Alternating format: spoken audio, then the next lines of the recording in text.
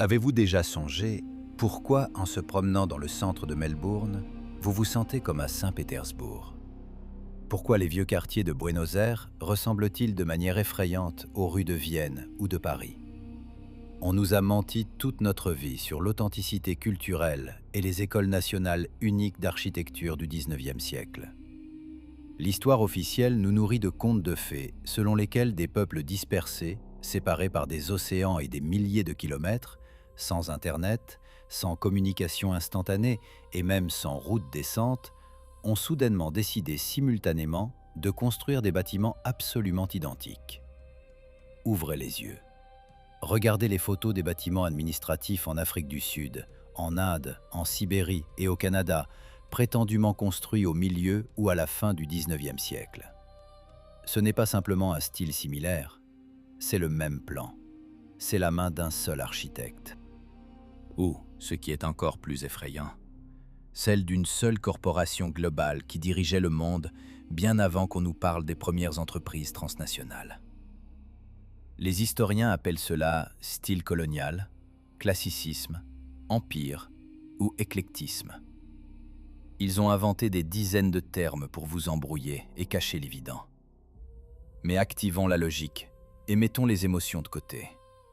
Imaginez le milieu du XIXe siècle selon la science officielle. C'est l'époque de la vapeur, de la boue, des chariots à chevaux et du travail manuel. On nous dit que dans les États-Unis d'Amérique à cette époque, ils conquièrent l'Ouest sauvage. Dans l'Empire russe, ils abolissent tout juste le servage. Et en Australie, ce sont les bagnards qui construisent les premiers établissements. Et dans ces conditions, au milieu de l'absence de routes et d'une base industrielle, surgissent des palais antiques gigantesques avec colonnes, proportions parfaitement calculées et remplissage ingénierial des plus complexes.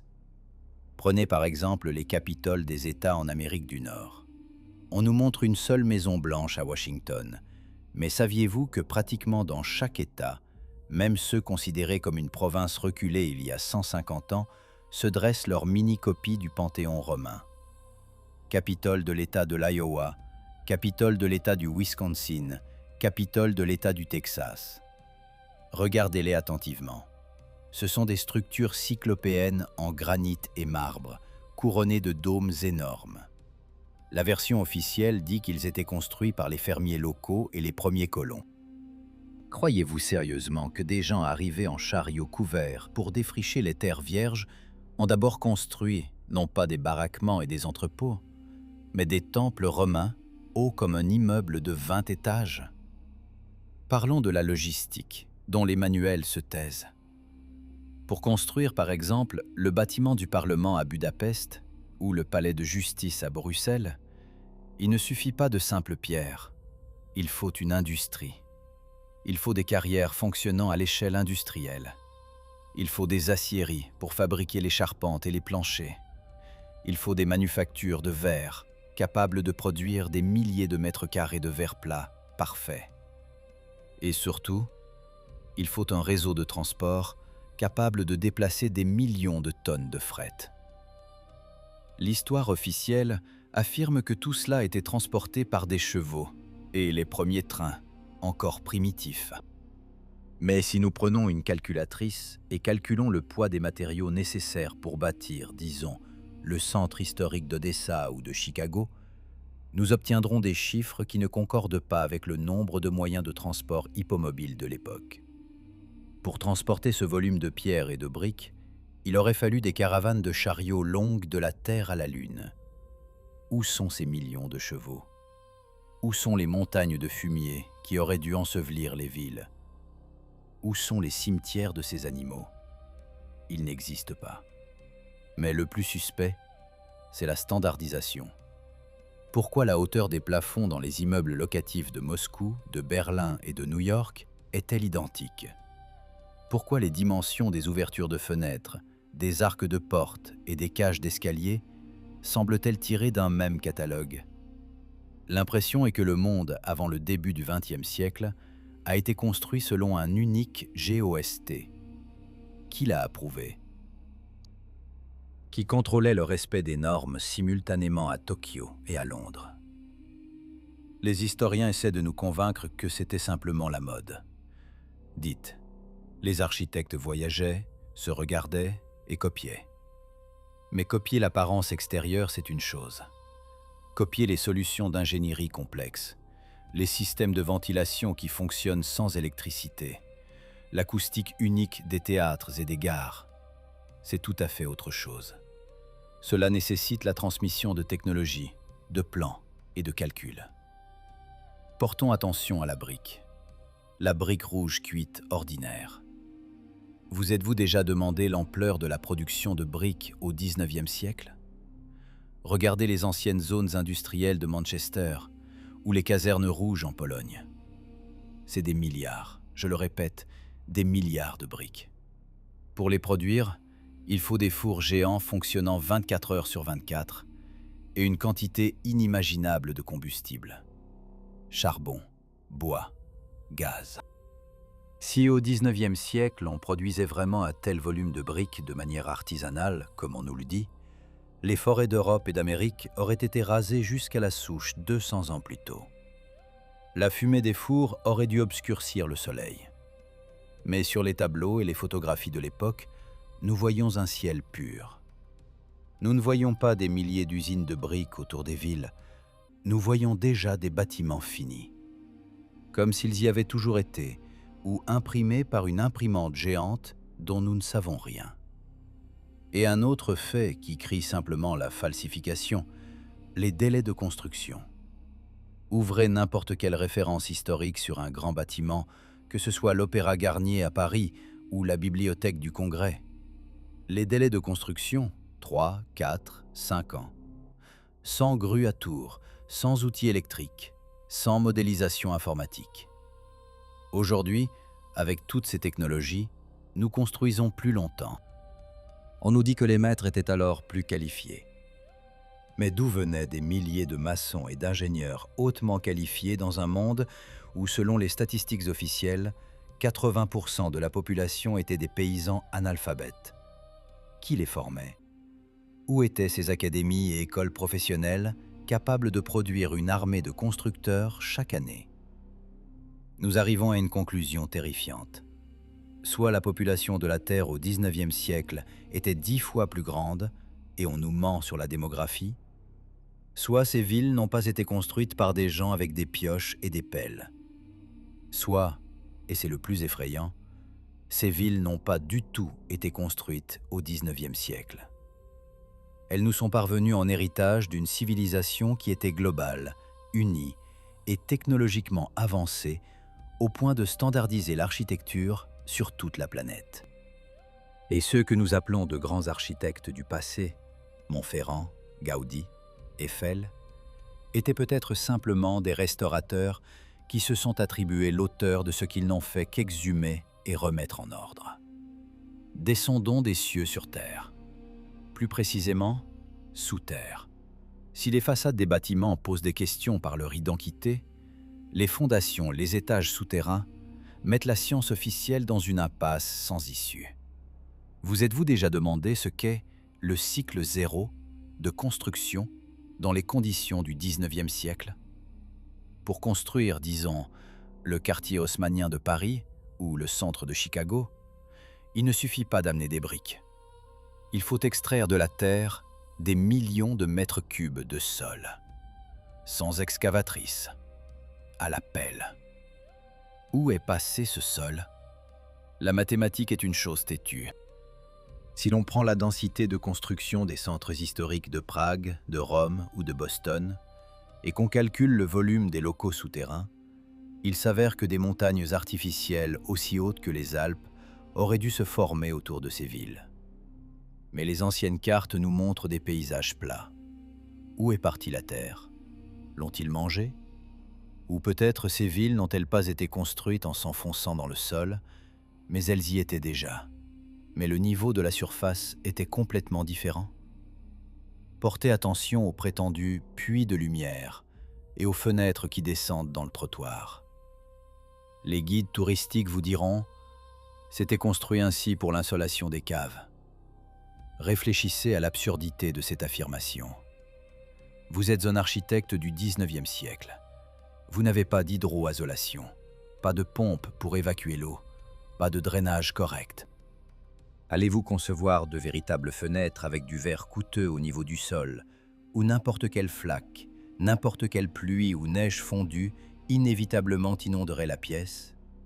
C'est un suicide ingéniurial. Aucun constructeur sensé ne va enfoncer le premier étage sous terre et y faire des fenêtres, pour ensuite héroïquement construire des protections devant et creuser des fosses. Cela n'a de sens que dans un cas, si ce n'était pas un sous-sol. Si c'était un véritable premier étage qui s'est retrouvé ensuite enfoui, et enfoui partout, de Londres à Kazan. Maintenant, regardons le métal. Au milieu du 19e siècle, le monde est soudain submergé par une vague de construction en fonte et en acier. Le Crystal Palace à Londres, construit pour l'exposition de 1851. On nous dit que ce miracle de verre et de métal a été érigé en seulement quelques mois. Imaginez-vous le volume de coulage. Ce sont des milliers de tonnes de structures porteuses. L'histoire officielle de la métallurgie affirme qu'à cette époque, le procédé convertisseur pour la production d'acier à l'échelle industrielle n'existait pas encore, permettant de couler des pièces de cette taille et qualité à cette vitesse. Regardez le quartier de Soho à New York. Il y a des centaines de bâtiments avec des façades entièrement moulées en fonte. Ce n'est pas du stuc, c'est du métal. On nous dit que c'était des kits préfabriqués, commandés par catalogue. Stop. Qui est le fabricant? Où sont ces usines géantes capables de presser des maisons entières comme des pièces de Lego? Pour couler une telle façade, il faut des moules, des ateliers de la taille d'un hangar d'aviation, des grues capables de soulever des travées de plusieurs tonnes. Et encore une fois, silence. Nous voyons le résultat, mais pas le processus. Les photos historiques nous montrent des gens en chapeau melon, posant devant des structures déjà finies. Mais pratiquement pas de cliché du processus de coulage ou d'assemblage de cadres de cette échelle. Une question encore plus intéressante, le verre. Regardez les vitrines des anciens magasins ou les fenêtres des palais.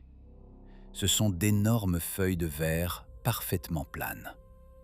La technologie de production du verre float, verser le verre sur de l'étain fondu pour une parfaite planéité, n'a été officiellement inventée qu'au milieu du XXe siècle, dans les années 1950. Avant cela, le verre était soufflé en cylindre, coupé et aplati. Un tel verre a toujours des distorsions optiques, des ondulations et des bulles.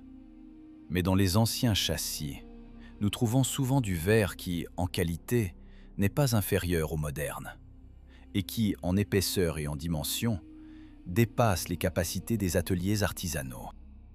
Qui et où produisait du verre plat poli de 2 sur 3 mètres en 1860? Et pourquoi cette technologie a-t-elle été oubliée pendant un demi-siècle, pour être ensuite réinventée? Et maintenant, sur la chaleur. Entrez dans n'importe quelle cathédrale ou palais ancien, avec des plafonds à 10-15 mètres. Regardez les cheminées. On vous dira que ces immenses salles étaient chauffées au bois. C'est physiquement impossible. L'air chaud de la cheminée monte vers le haut.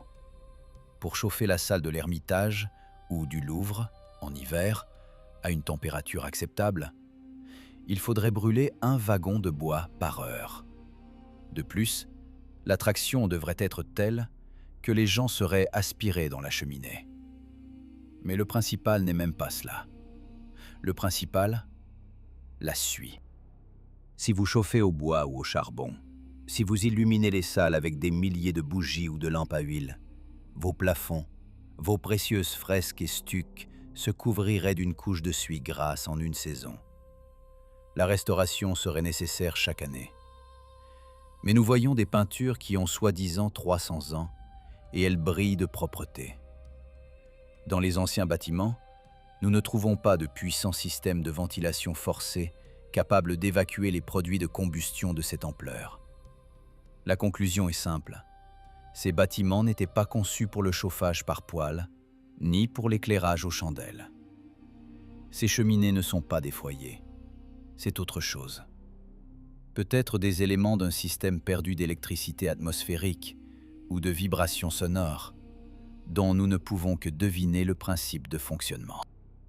Nous avons l'habitude d'admirer comment les anciens maîtres ajustaient les blocs de granit si précisément qu'une lame de rasoir ne passe pas. On nous raconte des ciseaux et des marteaux, mais examinez de près la texture de la pierre sur les quais ou dans les soubassements des bâtiments. Souvent, les blocs sont identiques, comme des jumeaux. Ils ont les mêmes inclusions, les mêmes défauts. C'est impossible lors du travail de pierre naturelle, car chaque bloc est unique. En revanche, c'est élémentaire si la pierre est artificielle, si c'est une coulée dans un coffrage. Cela explique tout. L'absence de montagnes de débris de pierre, déchets de production, et la précision incroyable de l'ajustement. La masse liquide remplit n'importe quel volume. Et les maçonneries polygonales les plus complexes. Nos ancêtres ne taillaient pas le granit pendant des années. Ils le coulaient. Ils maîtrisaient la chimie des matériaux à un niveau qui ne nous est devenu accessible que récemment. Pourquoi cette technologie a-t-elle disparu? Et sommes-nous revenus à la brique primitive et au béton de basse qualité? Parce que la connaissance a été confisquée.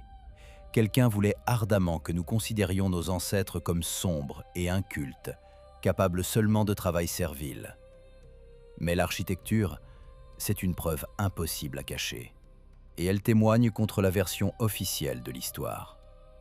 Maintenant, tournons-nous vers ce qui effraie même plus que les incohérences architecturales. Regardons ceux qui ont soi-disant tout cela construit. Les gens. Si vous étudiez attentivement les premières photographies du milieu du XIXe siècle, les daguerréotypes de Paris, Saint-Pétersbourg, Moscou, Toronto ou Washington, vous remarquerez un détail effrayant. Les villes sont vides. Immenses avenues, majestueuses places, cathédrales cyclopéennes, et pas une âme. Les historiens, bien sûr, sortent aussitôt leur excuse favorite sur la longue exposition. Dites, les gens bougeaient, donc ils ont disparu de la pellicule. Mais c'est un mensonge calculé pour ceux qui ne connaissent pas la physique. La longue exposition efface effectivement les objets en mouvement, les transformant en ombres fantomatiques ou en flux de brume. Mais elle ne les efface pas sans trace. Dans les rues d'une ville animée du XIXe siècle, il ne devrait pas y avoir simplement du mouvement. Il devrait y avoir un chaos. Des centaines de chariots, des chevaux, des marchands, des piétons. Même avec une exposition de 10 minutes, les rues sur les photos devraient ressembler à un brouillard gris continu. Au lieu de cela, nous voyons un pavé vide, stérile. Nous voyons des villes fantômes. Des villes qui ont l'air d'avoir été tout juste déterrées, lavées et préparées à l'habitation.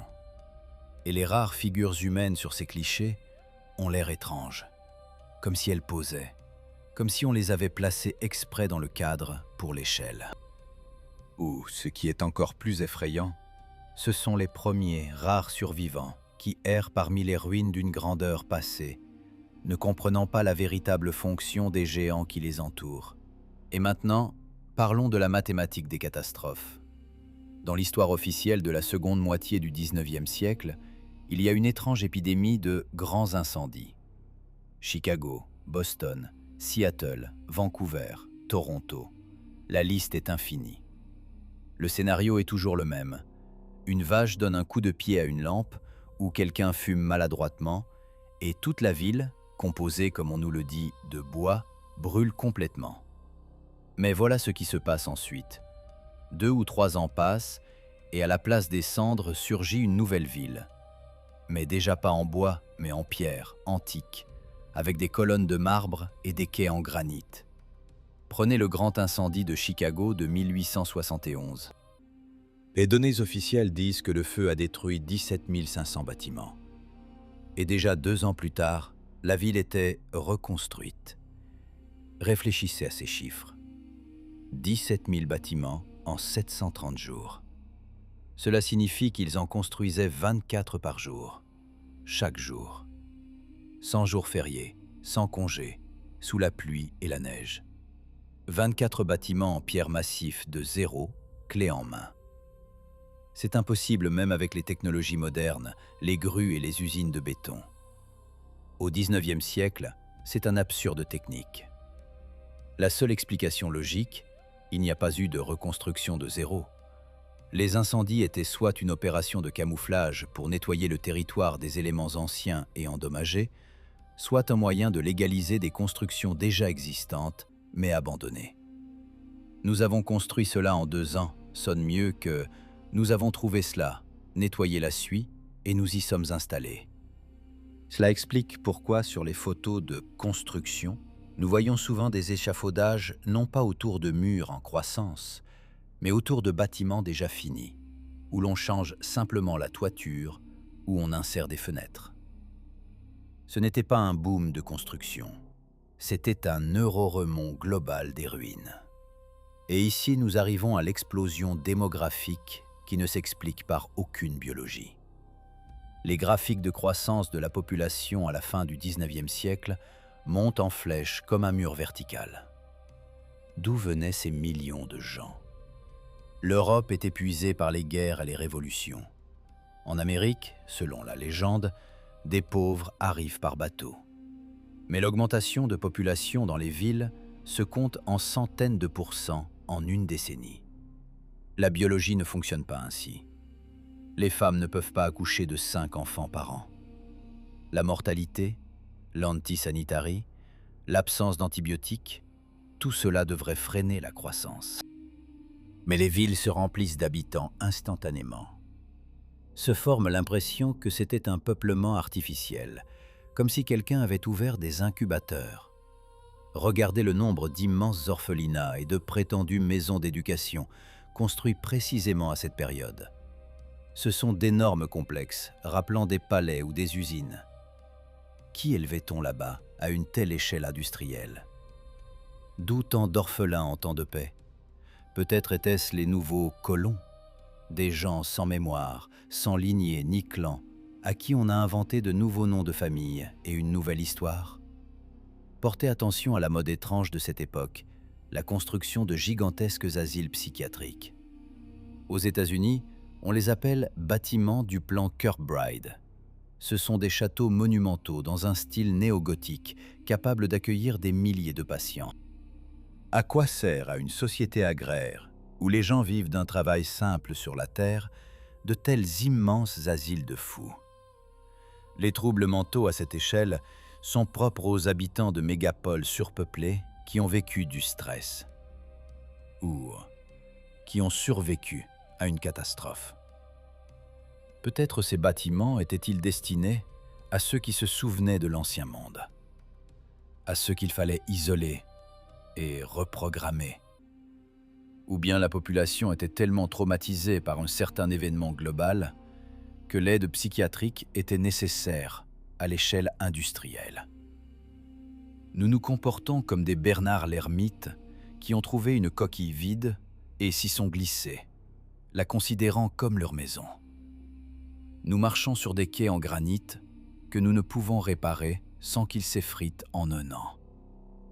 Nous utilisons des collecteurs d'égouts en briques qui ont tenu 1 siècle et demi, et nous les remplaçons par du plastique qui éclate en 10 ans. Nous sommes une civilisation de downshifters, vivant sur les ruines des titans. Regardez les anciennes cartes de l'Afrique ou de la Sibérie. Là où aujourd'hui il y a taïga ou désert, sur les cartes du XVIIe et du XVIIIe siècle sont indiquées des dizaines de villes au nom, Tartarie, Grande Mongolie. Où sont ces villes? Elles ont disparu. On les a effacées non seulement de la surface de la Terre, mais aussi des manuels. On nous dit que les cartographes fantasmaient simplement. Sérieusement? Des gens qui risquaient leur vie en expédition, dépensaient des fortunes en papier et en encre, dessinaient simplement des villes imaginaires par ennui? Non, ils enregistraient la réalité. Une réalité qui a été détruite. Tout indique que nous vivons dans un post-apocalypse. Mais cet apocalypse n'a pas eu lieu il y a des milliers d'années, comme la chute de l'Atlantide. Il s'est produit très récemment, littéralement hier, aux mesures historiques. Et les traces de cette catastrophe ne sont pas quelque part au fond de l'océan, mais juste sous vos pieds. Ces mêmes sous-sols, ensevelis de terre, ces mêmes portes devenues fenêtres. Ce n'est pas une couche culturelle. La couche culturelle grandit à raison d'1 centimètre par siècle, et non de 3 mètres en un demi-siècle. Ce sont les traces de la manière dont le monde a été enseveli de sol, dont le paysage a changé, dont un système mondial unifié a été déchiré en morceaux. Et les survivants ont commencé à se partager les restes, inventant des histoires nationales et des langues pour justifier des frontières tracées sur le corps vivant de la planète. Nous sommes arrivés au chapitre le plus sombre de cette histoire. Si l'architecture est la preuve matérielle et la démographie les témoignages des témoins, alors les événements de la fin du XIXe siècle sont le crime lui-même. On nous dit que c'était l'époque de la révolution industrielle. Mais si vous regardez les faits sous un autre angle, vous verrez non pas une révolution, mais une opération massive d'élimination et d'appropriation d'un héritage étranger. Ce n'était pas une évolution des technologies, mais leur dégradation. Nous n'inventaient pas, nous apprenions simplement à utiliser ce qui avait survécu, tout en détruisant ce que nous ne pouvions comprendre. Regardez les prétendues expositions universelles. Londres, 1851. Philadelphie, 1876. Paris, Chicago, Saint-Louis. L'histoire officielle affirme que pour ces foires, on construisait des complexes grandioses dans un style antique à partir de matériaux temporaires, plâtre et bois. On nous dit que ces palais, surpassant en taille et en beauté tout ce que nous construisons aujourd'hui, étaient érigés en 2 ans seulement pour montrer au public de nouvelles semeuses et des machines à vapeur, puis démolies. Croyez-vous à cette absurdité économique? Jetez un œil aux photographies de la White City à Chicago, 1893. Ce n'est pas du plâtre. C'est une architecture monumentale complète, avec une hydrotechnique des plus complexes, un éclairage électrique et des canaux sur lesquels naviguaient des bateaux électriques. Et toute cette splendeur brûle étrangement ou est démolie juste après la fermeture de l'exposition. Pourquoi? Parce que ces expositions n'étaient pas une démonstration d'avancée, mais un inventaire de trophées. Au nouveau maître du monde, il fallait rassembler les technologies survivantes, les classer, et ce qui ne pouvait être caché ou utilisé, le détruire publiquement en le mettant sur le compte d'un incendie. C'était un rituel d'effacement de la mémoire. On montrait aux gens les restes de la grandeur d'une civilisation passée. On disait « Regardez, c'est nous qui avons construit cela, mais c'est temporaire. » Et ensuite, on réduisait tout en poussière, pour que personne ne pose de questions sur des technologies que nous ne pouvons même pas reproduire aujourd'hui. Parlons d'énergie. Toute l'ancienne architecture est imprégnée de métal. Dômes, flèches, carcasses métalliques dans les murs, étranges vases sur les toits qui ne retiennent rien. On nous dit que c'est de la décoration. Mais n'importe quel radioélectricien vous dira que c'est un schéma.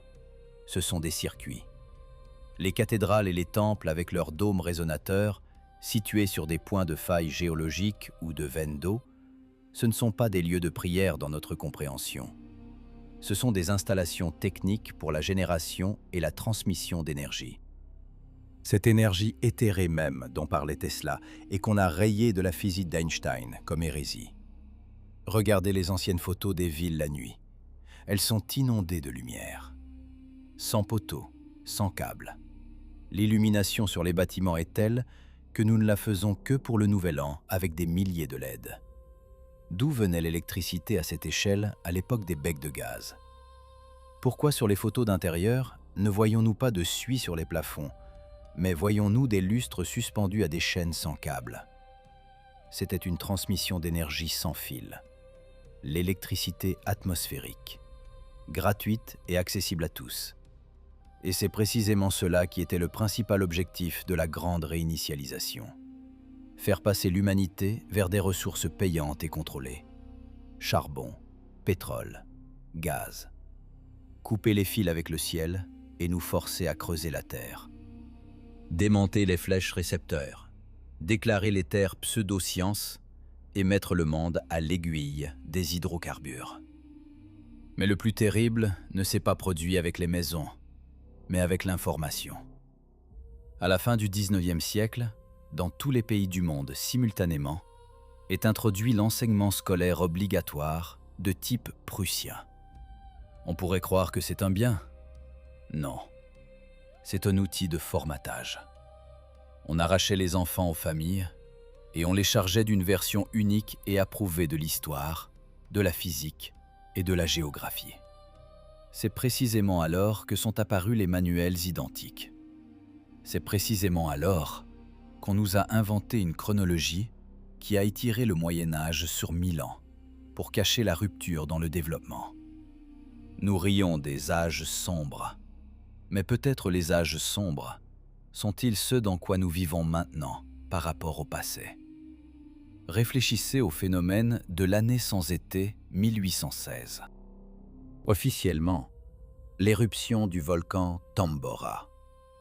Mais les descriptions de la météo, de la couleur du ciel et des conséquences ressemblent plus à un hiver nucléaire ou aux suites d'une arme climatique.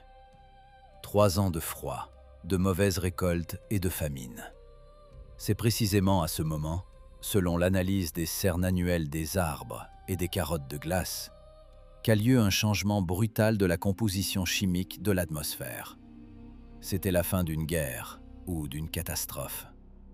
Et c'est précisément après cela que commence le boom de construction, de restauration des villes sur les ruines.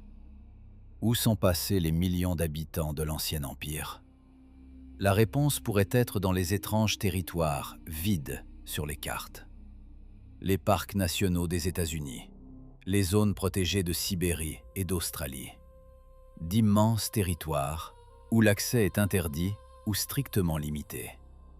On nous dit, là-bas, c'est la nature. Mais sur les images satellites, on y voit des traces de carrières géantes, des clairières géométriquement parfaites et des ruines de structures cyclopéennes. Peut-être sont-ce des zones d'exclusion, des endroits où la guerre a été particulièrement féroce, où fonctionnent encore des mécanismes de l'ancien monde qu'il ne nous est pas permis de voir. On nous a transformés en consommateurs, privés de mémoire tribale. On nous a donné des technologies primitives de combustion de carburant et dit que c'était le progrès. On nous a glissé la démocratie et les élections pour que nous pensions contrôler le processus, alors que le vrai pouvoir est chez ceux qui ont mené cette inventarisation au XIXe siècle. Nous vivons dans des décors construits non par nous.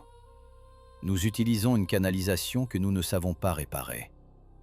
Nous ne pouvons même pas reproduire la composition du mortier qui lie les briques du Kremlin ou du Colisée. Nous sommes une civilisation cargo.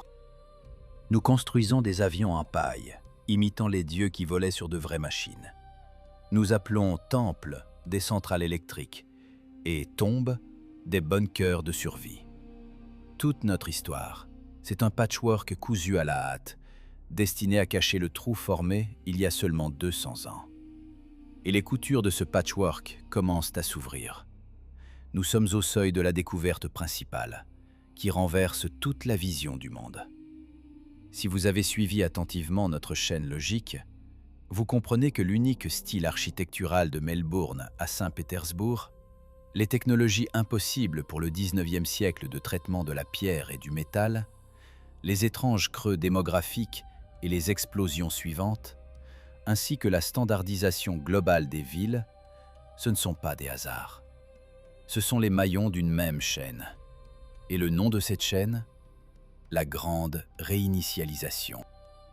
L'histoire officielle essaie de nous convaincre que le développement de l'humanité est linéaire, de la grotte au gratte-ciel, de la massue au smartphone. Mais l'architecture témoigne du contraire. Nous voyons une dégradation. Nous voyons comment sur des fondations en pierre polygonale éternelle, on pose des murs en briques qui s'effritent en 100 ans, et par-dessus on colle des panneaux de plâtre. Ce n'est pas du progrès. C'est une survie sur les ruines d'une civilisation plus avancée. Cet unique architecte dont nous avons parlé au début, ce n'est pas un génie avec un compas. C'était un système global, planétaire de gestion existant avant la catastrophe du milieu du XIXe siècle. Le monde était globalisé bien avant l'apparition d'Internet. Il existait un standard unique de construction, un système unique d'extraction d'énergie de l'éther, un réseau unique de transport utilisant la pneumatique, et peut-être des technologies de lévitation dont les traces nous prenons pour de simples chemins de fer. Pourquoi ont-ils détruit cette civilisation? La réponse est simple, le contrôle. Ce système était trop libre. L'électricité sans fil ne se vend pas au compteur. Des produits de qualité et une médecine prolongeant la vie ne conviennent pas à ceux qui veulent gérer des cycles générationnels courts. Des maisons en pierre durant 1000 ans ne créent pas d'esclavage hypothécaire. C'est pourquoi l'ancien monde a été condamné. Une purge a eu lieu. Nous ne savons pas exactement ce que c'était. Guerre des dieux, armes à plasma, coups climatiques ou catastrophes technogènes causant un changement de pression et de composition atmosphérique. Mais nous voyons le résultat. Les villes ensevelies de sol, la population réduite au minimum, les technologies perdues. Et c'est alors que montent sur scène les nouveaux maîtres, la système parasitaire. Ceux qui se sont appropriés le pouvoir à la fin du XIXe siècle n'ont pas construit ces palais et ces usines. Ils les ont capturés. Ils ont procédé à l'inventaire des biens survivants lors des prétendues expositions universelles. Ils ont réécrit l'histoire, en allongeant la chronologie d'1 millier d'années pour nous éloigner de ces événements et rompre le lien des générations. Ils ont inventé des nations et des frontières pour diviser l'humanité unie et nous forcer à nous battre les uns contre les autres pour des ressources qui étaient auparavant communes et accessibles. Regardez nos villes aujourd'hui. Nous vivons dans des boîtes en béton et en verre, dont la durée de vie est de 50 ans. Nous sommes entourés de fils, de tuyaux, de compteurs. Nous payons pour la chaleur, pour la lumière, pour l'eau, pour la terre. C'est précisément l'objectif de la réinitialisation. Transformer les créateurs et les bâtisseurs en consommateurs et en débiteurs. On nous a donné des technologies de substitution, le moteur à combustion interne, qui a le rendement d'une locomotive et pollue l'environnement, au lieu de l'énergie éthérée pure.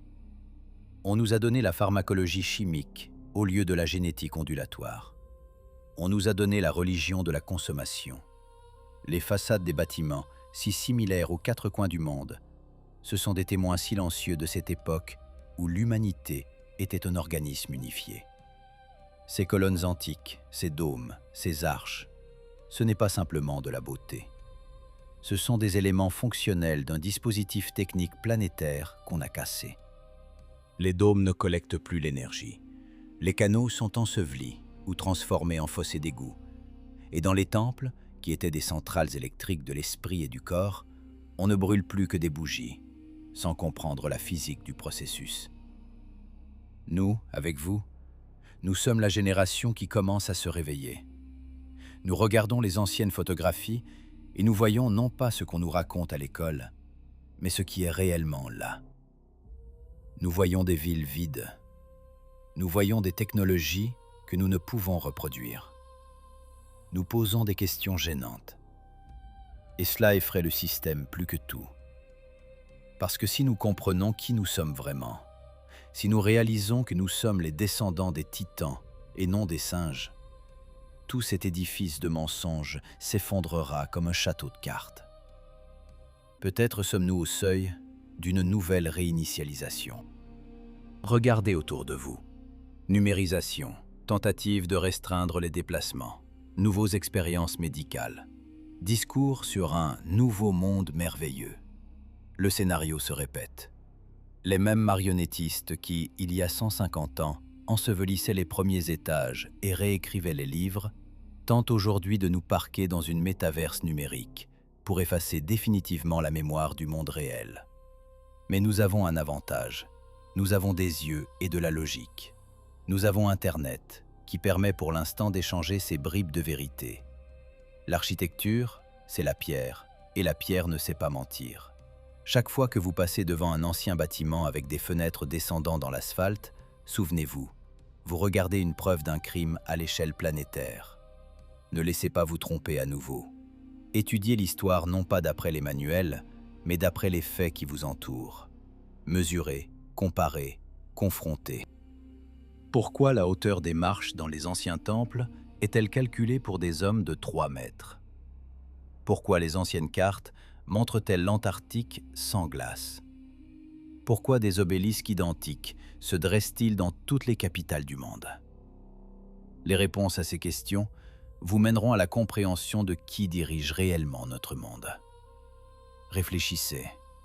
Pourquoi toutes les technologies modernes sont-elles orientées vers la fuite dans le virtuel et non vers la conquête de l'espace physique réel? On nous propose des mondes numériques, des métavers et des lunettes de réalité virtuelle. Pourquoi? Parce que le monde réel, c'est la preuve. Plus nous regardons les objets physiques, la maçonnerie polygonale, les quais en granit, la géométrie impeccable des anciens boulevards, plus notre dégradation devient évidente. Le système veut que nous cessions de regarder autour de nous. Il veut que nous nous enfoncions dans les écrans, où on nous dessinera n'importe quelle histoire, n'importe quel physique et n'importe quel héros. La numérisation, c'est une nouvelle argile, un nouveau flux qui nous inonde. Seulement maintenant, il est informationnel et non boueux. Rappelez-vous le son et la vibration. Les anciens cathédrales et temples possèdent une acoustique impossible à reproduire dans les salles de concert modernes. Ce n'est pas simplement un bon son, c'est une technologie de résonance. Il existe une théorie selon laquelle ces bâtiments étaient utilisés pour guérir, pour structurer l'eau, pour modifier l'état de conscience à l'aide de fréquences sonores. Les cloches, les constructions en dôme, ce sont des instruments d'accords de la symphonie planétaire. Que firent les nouveaux maîtres? Ils ôtèrent des temples leur fonctionnalité, ne laissant que le rituel. Ils enlevèrent les cloches, les refondirent en canons et déclarèrent les orgues uniques de simples instruments musicaux. Ils remplacèrent les vibrations curatives par le bruit urbain et le bourdonnement industriel, qui supprime la volonté et détruit la psyché. Nous vivons dans un déchet acoustique qui nous empêche d'entendre la voix de notre propre intuition. Qui dirige ce monde? Ce ne sont ni les présidents ni les rois. Ce sont ceux qui savent comment fonctionnaient les condenseurs atmosphériques et qui ont pris la décision de déconnecter l'humanité de la source gratuite de vie. Leur pouvoir repose exclusivement sur notre ignorance. Dès que la masse critique des gens comprendra que les quais en granit n'ont pas pu être construits par des paysans en laptis, dès que nous réaliserons que l'Antiquité n'était pas il y a 2000 ans, mais tout près, toute leur hiérarchie se désagrégera en poussière.